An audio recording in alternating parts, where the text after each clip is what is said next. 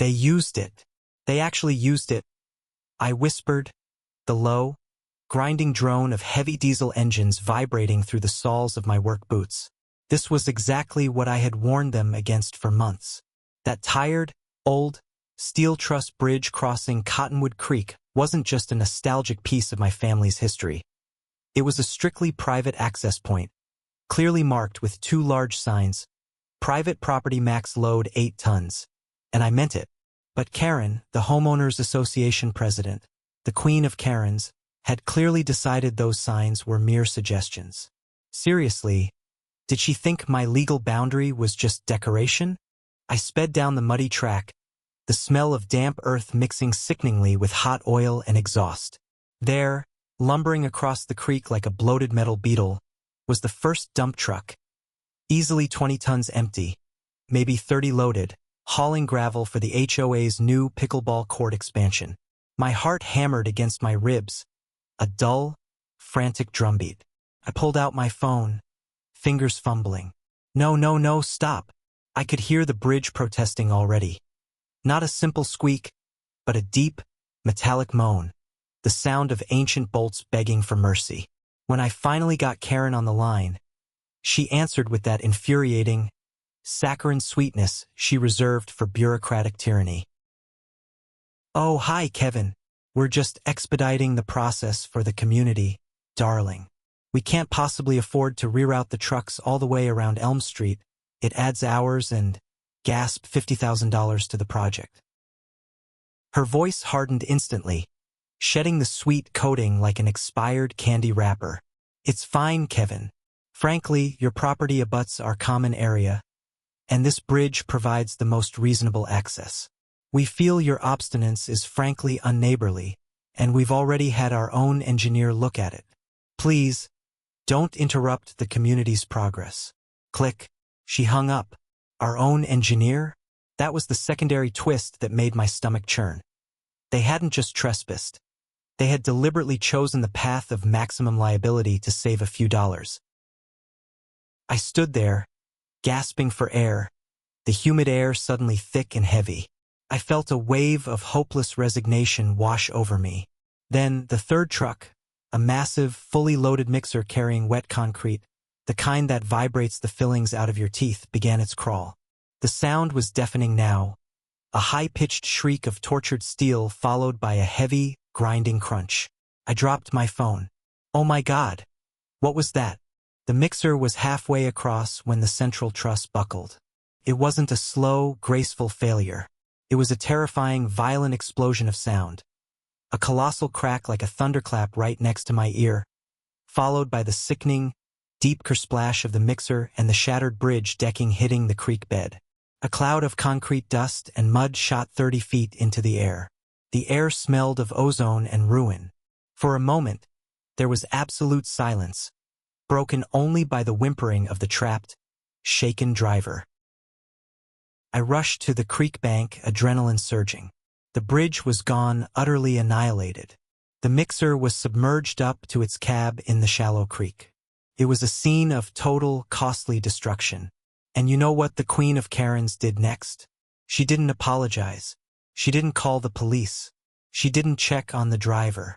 2 days later, a certified letter arrived. The Homeowners Association was suing me. The lawsuit alleged I was negligent in maintaining the bridge, that I had failed to post proper, industry-standard warnings, and that my malicious refusal to allow them reasonable access to their own property ultimately caused their financial damages. The audacity! I swear I threw the letter across the room and collapsed onto my couch, staring wide-eyed at the ceiling. How could anyone be this entitled? That night, I started preparing.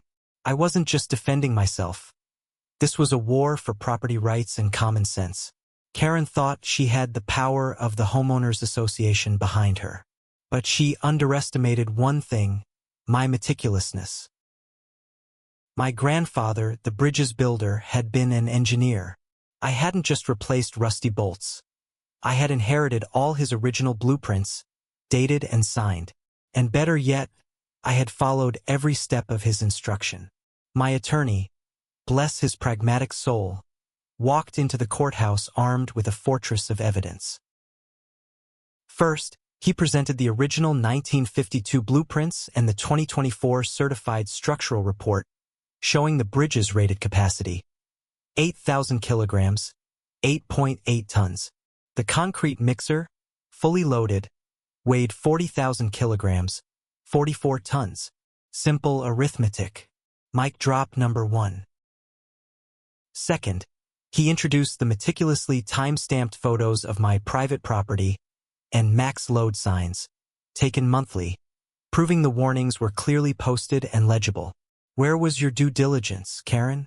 Then came the final, brutal twist, the ultimate counterdame. We didn't just have emails of Karen dismissing my warnings. We had the minutes from the Homeowners Association Board's emergency meeting, obtained via discovery, where they voted 4-1 to proceed with using the bridge. Why? Because Karen, right there in black and white, stated that the chances of collapse are low and the $50,000 saving is worth the legal risk. They had calculated the risk and decided my private property was expendable collateral. The court gasped. It wasn't negligence. It was willful, calculated trespassing and reckless endangerment. The judge, a stern woman with absolutely no tolerance for bureaucratic hubris, didn't even call a recess. She looked directly at Karen, who was now pale and sweating in her designer suit, and spoke with crushing finality. This court finds the defendants, the Homeowners Association, through their board of directors, to be entirely culpable. This was not an accident. It was an act of deliberate trespass and gross negligence. Judgment is entered against the Homeowners Association for the cost of the truck, the full current market price of replacing a modern 20-ton rated bridge, which, by the way, is 3 times the cost of the original route they tried to avoid, and punitive damages for malicious litigation. The gavel slammed down, an echoing sound of pure justice. Karen looked like she'd been hit by one of her own trucks.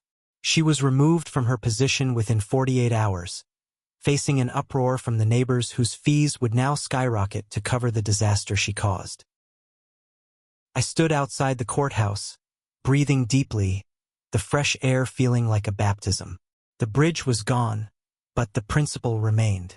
Sometimes standing firm on your boundaries, even against a tide of entitled Karens, is the most important thing you can do. Let them calculate the risk.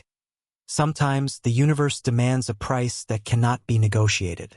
Be meticulous, be prepared, and when they try to steamroll you, make sure they crash and burn on the evidence you've carefully assembled. Justice is not always swift, but when it arrives, it's the heaviest load of all.